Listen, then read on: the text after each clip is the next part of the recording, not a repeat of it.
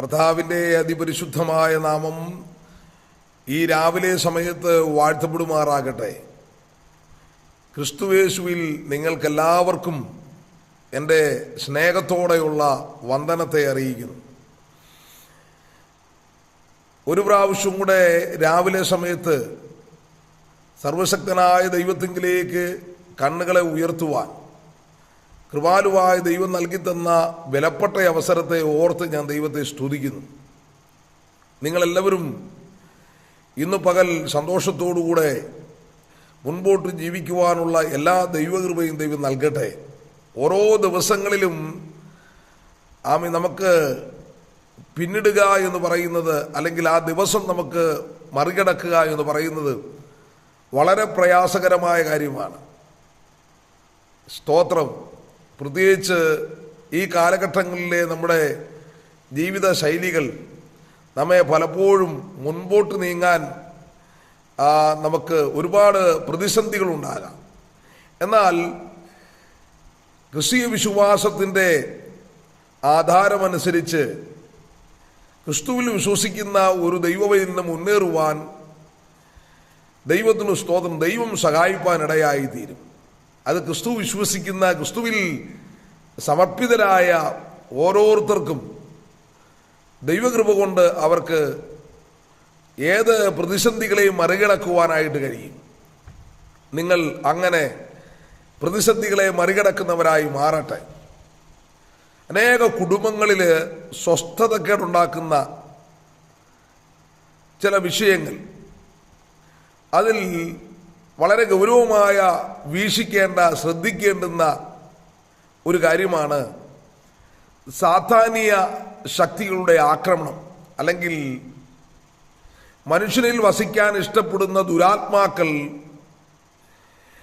മനുഷ്യനിൽ വസിച്ചുകൊണ്ട് അവനിൽ കൂടെ ചെയ്തു വെക്കുന്ന പ്രവൃത്തികൾ വളരെ അപകടകരമായ കാര്യങ്ങളാണ്. അത് പലപ്പോഴും നമുക്ക് തിരിച്ചറിയാനായിട്ട് കഴിയുന്നില്ല. ഇന്ന് രാവിലെ സമയത്ത് അതിനോട് ബന്ധപ്പെട്ടൊരു സന്ദേശം ഞാൻ നിങ്ങൾക്ക് നൽകാൻ കർത്താവിൽ ശരണപ്പെടുകയാണ്. സ്തോത്രം.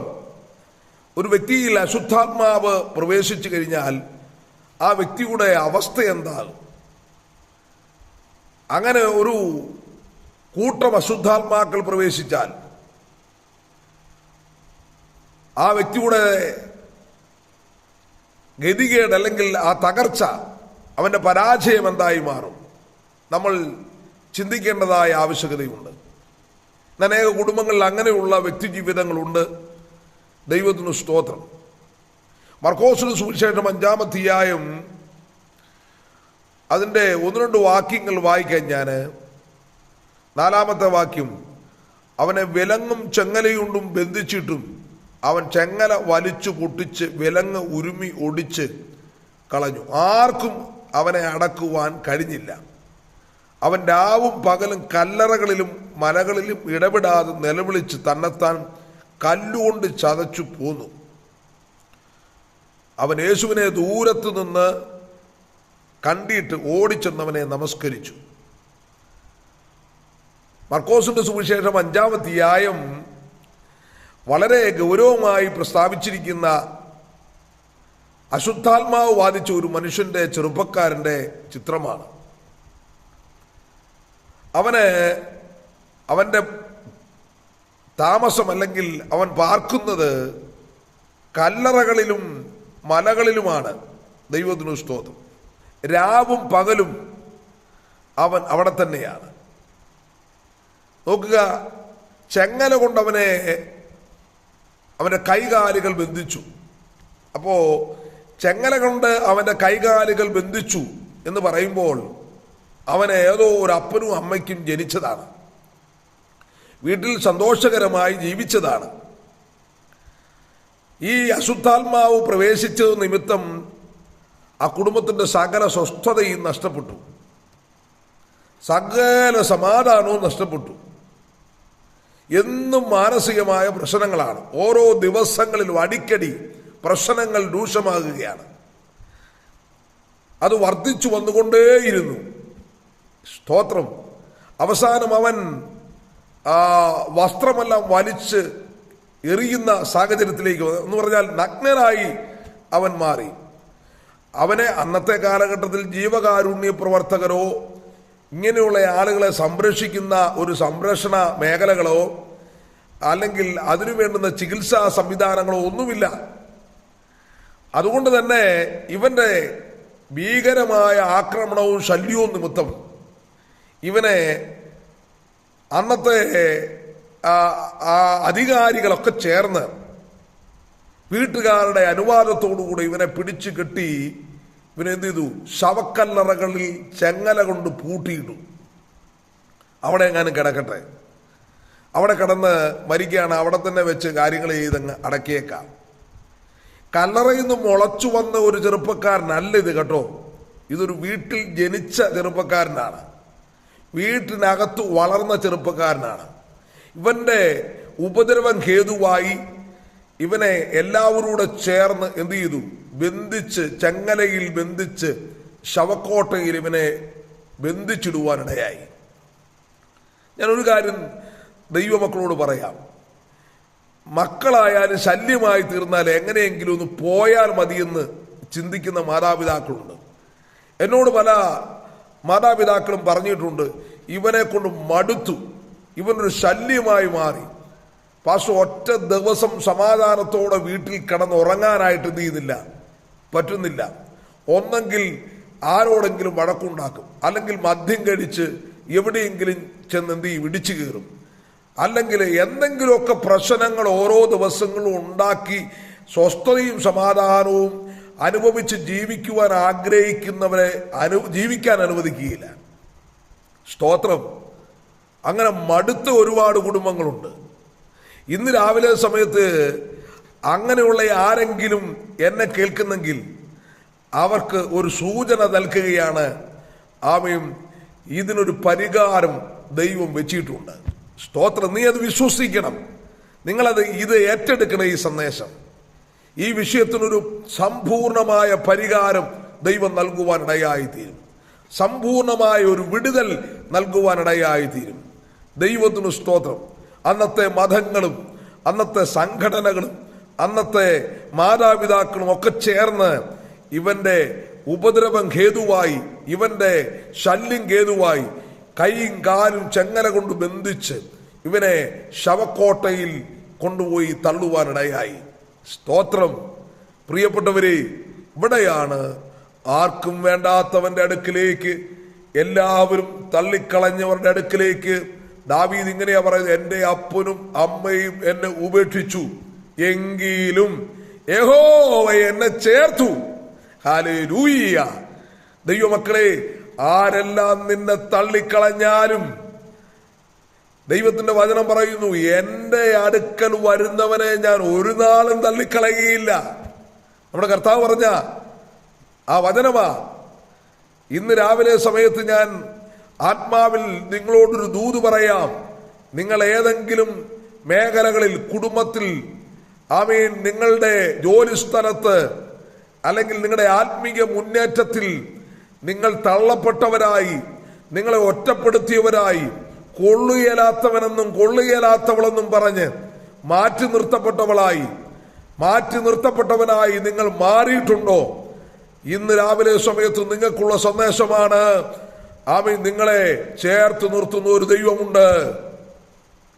നോക്കുക, അശുദ്ധാത്മാവ് ബാധിച്ച ഈ മനുഷ്യന്റെ ജീവിതത്തിൽ ഹല്ലേലൂയ വളരെ പ്രതിസന്ധിയുടെ നടുവിൽ കൂടെ കടന്നു പോകുകയാണ്.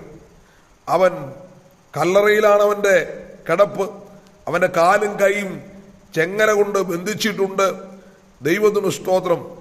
അവൻ രാവും പകലും കല്ലറകൾ ഇടവിടാതെ നിലവിളിച്ചുകൊണ്ടിരുന്നു. രാത്രിയിൽ ഉറക്കമില്ല, തിരിഞ്ഞും മറിഞ്ഞും കിടക്കുകയാണ്.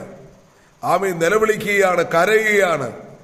അങ്ങനെയുള്ള ആരെങ്കിലും എന്നെ കേൾക്കുന്നെങ്കിൽ, നിന്നെ ബാധിച്ചിരിക്കുന്ന, നിന്റെ ജീവിതത്തെ സ്വാധീനിക്കുന്ന, നിഴലുപോലെ നിന്നെ പിൻപറ്റുന്ന ഈ അന്ധകാരത്തിന്റെ മണ്ഡലങ്ങൾക്ക് ഇന്ന് രാവിലെ സമയത്ത് ആമേൻ ഒരവസാനം വരത്തക്ക നിലയിൽ ദൈവത്തിന്റെ ശക്തി, ദൈവത്തിന്റെ കൃപ, ദൈവിക അഭിഷേകം നിന്റെ ജീവിതത്തെ ഭരിക്കട്ടെ. ആമേൻ. യേശു ക്രിസ്തുവിന്റെ മഹത്വമുള്ള ശക്തി നിന്റെ അടുക്കലേക്ക് വചനത്തിൽ കൂടെ ഇറങ്ങി വരട്ടെ. നിന്റെ വിശ്വാസ മേഖലകളിൽ അത് വ്യാപരിക്കട്ടെ. അങ്ങനെ സംഭവിക്കുമ്പോൾ ഒരു അത്ഭുതം കുടുംബത്തിനകത്ത് കാണാൻ പറ്റും. ഈ ഗദരദേശം എന്ന് പറയുന്ന സ്ഥലം യോർദാന്റെ അക്കരെയാണ്. ദൈവത്തിന് സ്തോത്രം. രൂബേനിലും ഗാദിനും മനശ്ശെയുടെ പാതി ഗോത്രവും 2.5 ഗോത്രം യോർദാന്റെ അക്കരയ്ക്ക് പോകാതെ മോശയോട് പറഞ്ഞു, ഞങ്ങൾ ഇക്കരെ താമസിച്ചു കൊള്ളാം. ഇവിടെ പുൽമേടുകളുണ്ട്, ആടുമാടുകളും സമ്പത്തുകളുമുള്ള ഈ 2.5 ഗോത്രക്കാര് അവർ പറഞ്ഞു, ഞങ്ങൾ അക്കരയ്ക്ക് പോരുന്നില്ല, ഞങ്ങൾ ഇക്കരെ എന്ത് ചെയ്തോളാം, ആമീൻ, താമസിച്ചു കൊള്ളാം. എന്നാൽ നിങ്ങളെ അക്കരെ എത്തിച്ച് ആമീൻ കനാൻ ദേശത്ത് എത്തിക്കും വരെ ഞങ്ങൾ നിങ്ങളോടുകൂടെ ഉണ്ടാകും. തുടർന്ന് ഞങ്ങൾ എന്ത് ചെയ്യും, തിരികെ ഈ യോർദാന്റെ ഇക്കരെയുള്ള ആമീൻ ആ ദേശത്ത് കടന്നു വന്ന് ഞങ്ങൾ കൂടാരമടിച്ചു പാർക്കും. ഇസ്രായേലിന്റെ വാഗ്ദത്ത നാട് യോർദാന്റെ അക്കരെയാണ് കേട്ടോ, കനാൻ ദേശം. ആ കനാൻ ദേശത്തേക്കുള്ള യാത്രയിൽ പുൽമേടുകൾ കണ്ടപ്പോൾ, ആടുകൾക്കുള്ള തീറ്റ കണ്ടു കഴിഞ്ഞപ്പോൾ ആ 2.5 ഗോത്രക്കാര് ഇക്കരെ അവർ കൂടാരമടിക്കുവാൻ തീരുമാനമെടുത്തു. മോശയുടെ അടുക്കൽ ചെന്ന് അനുവാദം വാങ്ങി. മോശയാകുന്നത് പറഞ്ഞു വേണ്ട എന്ന്. എന്നാൽ അവരത് കേട്ടില്ല. പ്രിയപ്പെട്ടവരെ, ചില നാളുകൾ കഴിഞ്ഞപ്പോൾ പുൽമേടുകൾ പച്ചപ്പ് കൊണ്ട് നിറഞ്ഞ ആ കാണാൻ ഭംഗിയുള്ള പ്രദേശം ഒരു മൊട്ടക്കുന്നായി മാറി. ദൈവത്തെ ഉപേക്ഷിക്കുന്നവന്റെ, ദൈവത്തെ തള്ളിക്കളയുന്നവന്റെ, അല്ലെങ്കിൽ ദൈവിക വാഗ്ദത്തങ്ങളെ മാറ്റിവെക്കുന്നവന്റെ ജീവിതത്തിൽ ഉണ്ടാകുന്ന ആമേൻ ആ നേട്ടങ്ങൾ, അല്ലെങ്കിൽ അവനുണ്ടാകുന്ന ആമേൻ ആ ഉയർച്ചകൾ താൽക്കാലികമായിരിക്കും. അത് മൊട്ടക്കുന്നായി മാറത്തക്ക നിലയിലേക്ക് മാറും, ശൂന്യമായി മാറും. വെയിലിന്റെ ചൂടടിക്കുമ്പോൾ ഇതെല്ലാം നശിച്ചു പോകുന്നതാണ് എന്ന് നാം തിരിച്ചറിയേണ്ടത് ആവശ്യമാണ്. ഈ ഗദര ആ ദേശത്താണ് ദൈവം മത്തായിയുടെ സുവിശേഷത്തിലും അത് വളരെ വ്യക്തമായി പറയുന്നുണ്ട്. രൂബേന്യരുടെയും ഗാദ്യരുടെയും മനശ്ശെയുടെയും പാതിഗോത്രത്തിന്റെ അവകാശത്തിൽ പെടുന്ന ആ സ്ഥലമാണ് ഈ ഗദരദേശം എന്ന് പറയുന്നത്. ദൈവത്തിന് സ്തോത്രം. അവിടെ ആമേൻ നല്ല ഉയരത്തിൽ വസിക്കുന്ന ആ സ്ഥലമാണ് ഗലീല കടലിൽ നിന്ന് വളരെ ഉയരമുള്ള മലമ്പ്രദേശമാണ് ഈ ഗദരദേശം എന്ന് പറയുന്നത്.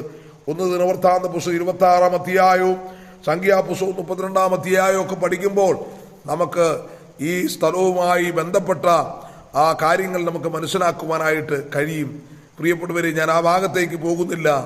അപകടകരമായ ആ തലത്തിൽ ഒരു ചെറുപ്പക്കാരന്റെ ജീവിതത്തെ സ്വാധീനിച്ച, അല്ലെങ്കിൽ അവനിൽ പ്രവേശിച്ച അന്ധകാരത്തിന്റെ വ്യാപാരങ്ങൾ, ആമേൻ, ഇവിടെ പറയുന്നത് ലഗിയോൻ എന്നാണ്.